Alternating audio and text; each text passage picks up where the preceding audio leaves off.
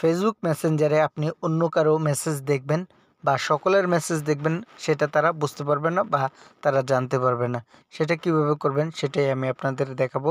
এরকমের interest video পেতে আমার চ্যানেলটা সাবস্ক্রাইব করে দেবেন এবং ফেসবুক পেজটাকে ফলো করে দেবেন।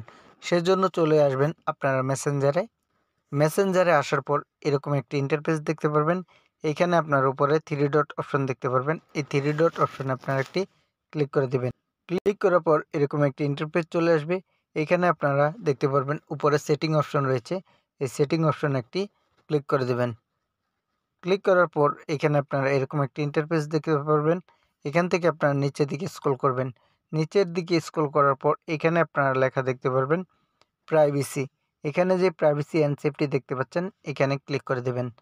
এখানে যদি আপনার এই সেটিংটা না থাকে তাহলে অবশ্যই আপনারা আপনার যেই মেসেঞ্জারটি রয়েছে সেই মেসেঞ্জারটি আপনারা আপডেট করে নেবেন। এখানে আপনারা নিচের দিকে আসবেন। নিচের দিকে আসার পর এখানে লেখা দেখতে পারবেন রিড লেখা রয়েছে, এখানে ক্লিক করে দেবেন। ক্লিক করার পর এখান থেকে আপনারা এটাকে ইনেবল থেকে আনইবল করে নেবেন। এখানে ক্লিক করে এটাকে ক্যান্সেল করে দেবেন।